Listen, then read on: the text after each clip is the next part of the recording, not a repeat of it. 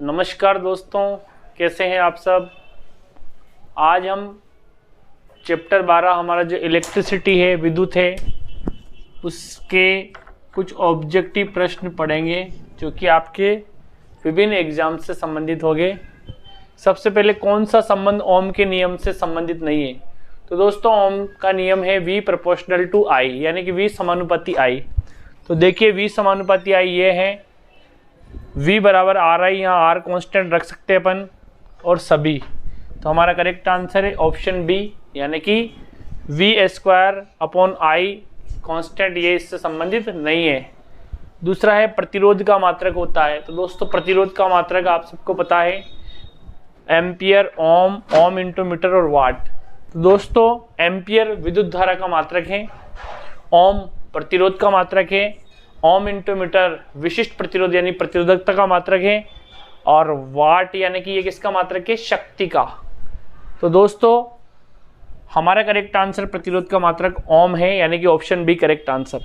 अगला, किसी तार की प्रतिरोधकता निर्भर करती है, यानी कि तार की रेजिस्टिविटी किस पर निर्भर करती है, तार की लंबाई पर, अनुप्रस्थ काट के क्षेत्रफल यानी कि उसकी मोटाई पर, पदार्थ की प्रकृति पर, और उपरोक्त सभी। तो किस पर निर्भर करती है, इन तीनों ही बातों पर निर्भर करती है किसी भी पदार्थ की प्रतिरोधकता।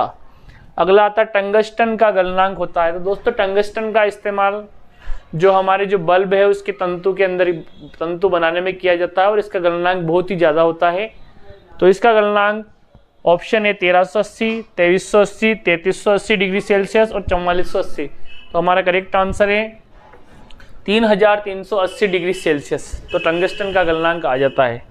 अगला, एक इलेक्ट्रॉन पर कितना आवेश होता है। तो एक इलेक्ट्रॉन के ऊपर कितना आवेश होता है आपको पढ़ाया मैंने, 2.6 × 10⁻19 कूलाम, 1.6 × 10⁻19 कूलाम, 3.6 × 10⁻6 कूलाम और 1.6 × 10⁻19 कूलाम। तो हमारा करेक्ट आंसर है 1.6 × 10⁻19 कूलाम। ये एक इलेक्ट्रॉन पर आवेश का मान होता है। अगला हमारा प्रश्न है कार्य करने की दर, यानी कि कार्य करने की दर क्या कहलाती है। तो कार्य करने की दर विभवांतर, विभव, ताप और शक्ति। तो दोस्तों कार्य करने की दर शक्ति कहलाती है, और इसका मात्रक होता है वाट, यानी कि शक्ति का मात्रक वोट होता है या जूल प्रति सेकंड, जूल पर सेकंड या वाट। अगला 7वां प्रश्न है, फ्यूज तार संयंत्र के साथ किस क्रम में जोड़ा जाता है। तो दोस्तों किसी भी इक्विपमेंट के साथ फ्यूज तार जोड़ा जाता है उसके बचाव के लिए, ये एक प्रकार की सुरक्षात्मक युक्ति है, और इसको हमेशा श्रेणी क्रम में लगाया जाता है। तो दोस्तों हमारा जो प्रश्न है समांतर क्रम, श्रेणी क्रम, दोनों इनमें से कोई नहीं, तो श्रेणी क्रम हमारा करेक्ट आंसर। फ्यूज तार को हमेशा श्रेणी क्रम में जोड़ा जाता है। 8वां प्रश्न है, विद्युत आवेश का मात्रक क्या है। तो दोस्तों आवेश का जो मात्रक है वो होता है कूलाम। तो वाट, किलोवाट, एम्पियर और कूलाम। तो दोस्तों वाट किसका मात्रक है, शक्ति का मात्रक ही, जैसा कि मैंने बता ही दिया आपको। किलोवाट ये भी शक्ति का जो बड़ी इकाई है। एम्पियर किसकी इकाई है, विद्युत धारा की इकाई है। और कूलाम किसकी इकाई है, आवेश की। तो हमारा ऑप्शन डी करेक्ट आंसर हुआ। अगला, अमीटर को परिपथ में सदा किस क्रम में जोड़ा जाता है। तो दोस्तों अमीटर क्या करता है, विद्युत धारा मापता है एम्पियर में, और इसको हमेशा विद्युत परिपथ के अंदर श्रेणी क्रम में जोड़ा जाता है। तो हमारा करेक्ट आंसर श्रेणी क्रम में जोड़ा जाता है। जबकि वोल्ट मीटर को हमेशा समांतर क्रम में लगाया जाता है प्रतिरोध के। तो परिपथ में वोल्ट मीटर को समांतर क्रम में, जबकि अमीटर को श्रेणी क्रम में। वोल्ट मीटर क्या मापता है, विभवांतर मापता है। अमीटर क्या मापता है, विद्युत धारा का मापन करता है। अमीटर यानी कि विद्युत धारा की जो इकाई क्या है, एम्पियर है, और विभवांतर की इकाई क्या है, वोल्ट है। आवेश की इकाई क्या है, कूलाम है, और विद्युत शक्ति का क्या है, वाट है। अगला आता है विभवांतर को मापने वाला यंत्र। जैसा कि मैंने अभी बता दिया, विभवांतर मापने के लिए हम वोल्ट मीटर का इस्तेमाल करते हैं। अमीटर से हम विद्युत धारा मापते हैं। गैलोमीटर में विद्युत विक्षेप का पता लगाया जाता है, और विद्युत मीटर विद्युत जो है उसकी यूनिट्स का पता करता है कि कितना करंट प्रवाहित हुआ है। तो इस तरह से हमने 10 महत्वपूर्ण प्रश्न देखे। धारा Q बराबर आपको देख लेना है, Q बराबर IT के बराबर होता है। तो I बराबर क्या होगा, Q अपॉन T के बराबर। I बराबर Q अपॉन T के बराबर होता है। और यानी कि विद्युत धारा बराबर आवेश बटे समय। तो Q किसके बराबर होता है, NE के बराबर होता है। तो इस तरह से I बराबर होगा NE/T के बराबर। तो इस तरह से विद्युत धारा का मान निकाल सकते हैं। दूसरा हमने विभवांतर देखा था, विभवांतर बराबर होता है W/Q, और दोस्तों I का जो मात्रक है वो होता है एम्पियर। विभवांतर यानी कि एकांक आवेश को एक स्थान से दूसरे स्थान तक ले जाने में किया गया कार्य।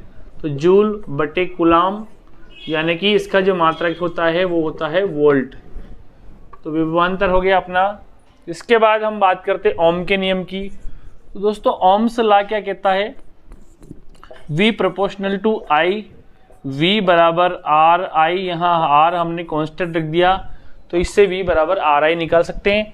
यहाँ प्रतिरोध R किसके बराबर होगा, V/I के बराबर होगा, और I किसके बराबर होगा, V/R के बराबर होगा। तो यहाँ हम अगर R दिया हुआ है और I दिया हुआ है तो ये फॉर्मूला यूज़ करेंगे। प्रतिरोध पूछा गया और V और I, तो ये फॉर्मूला यूज़ करेंगे, और I यानी विद्युत धारा पूछी गई तो ये वाला फॉर्मूला यूज करेंगे। तो ये हमारा ओम का नियम क्लियर हुआ। प्रतिरोध का मात्रक ओम है, याद रखना आपको। प्रतिरोध का जो मात्रक है इसका मात्रक होता है ओम, इसका सिंबल ये है। अब प्रतिरोधकता की बात करें तो सबसे पहले R जो है लंबाई के समानुपाती होता है और R उसकी मोटाई के व्युत्क्रमानुपाती होता है। तो इस दोनों को जब हम जोड़ेंगे तो R प्रोपोर्शनल टू L/A, और यहाँ समानुपाती को जब हटाएंगे तो हमें एक रो स्थिरांक रखना पड़ेगा, जो कि रो क्या है यहाँ पे, विशिष्ट प्रतिरोधकता। विशिष्ट प्रतिरोधकता है रो, और रो बराबर हमें निकालना है तो RA/L, यानी कि प्रतिरोध का मात्रक ओम है और इसका मात्रक लंबाई इंटू लंबाई, यानी कि मीटर इंटू मीटर, यानी कि मीटर का स्क्वायर, और यहाँ पे भी लंबाई का मात्रक मीटर है तो मीटर से मीटर कट जाता है, तो रो का मात्रक क्या आया, ओम इंटू मीटर।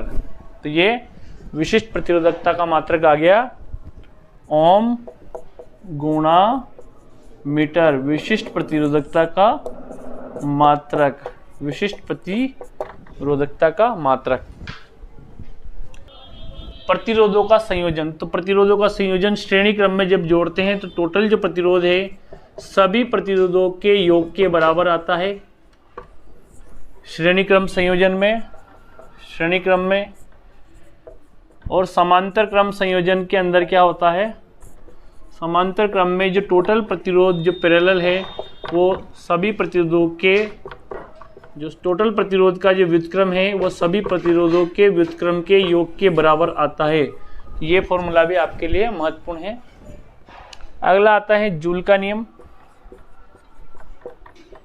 H बराबर I² RT होता है, जूल का नियम, यानी कि जो ऊष्मा है वो विद्युत धारा के वर्ग के समानुपाती, प्रतिरोध के समानुपाती और टाइम के समानुपाती होती है।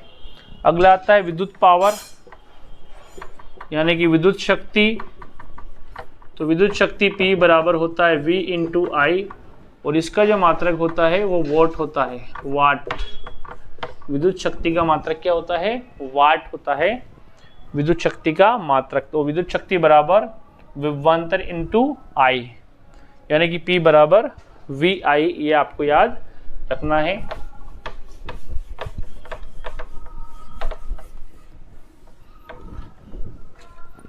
दोस्तों अगर P बराबर VI आपके पास है तो ओम का नियम याद रख दो। ओम्स लॉ क्या कहता है, V बराबर IR होता है। तो यहाँ V का मान हम रख देंगे, IR रख देंगे, और एक I यहाँ पे है, तो P किसके बराबर आया, I² R के बराबर आया। यानी कि ये फॉर्मूला और ये दूसरा वाला फॉर्मूला। अब I किसके बराबर है, I होता है V/R के बराबर। ये I है, R को नीचे रख दो, तो यानी कि तीसरा फॉर्मूला हमारा क्या बन जाएगा, I का स्क्वायर यानी कि V का स्क्वायर अपॉन R का स्क्वायर इंटू R, और एक R से एक R कट जाएगा, तो P किसके बराबर आया, V के स्क्वायर अपॉन R के स्क्वायर के बराबर। यानी कि पावर को हम इन तीनों फॉर्मूले की सहायता से ज्ञात कर सकते हैं। नेक्स्ट अपना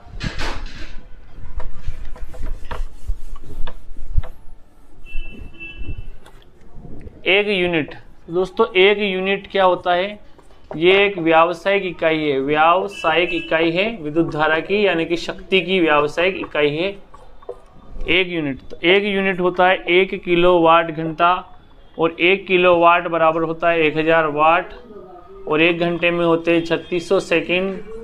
तो जब हम इसको 3.6 × 10⁶ जूल के बराबर होता है एक यूनिट, यानी कि एक यूनिट के अंदर जो ऊर्जा है वो 3.6 × 10⁶ जूल के बराबर होता है।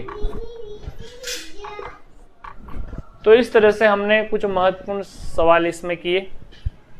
Thanks for watching.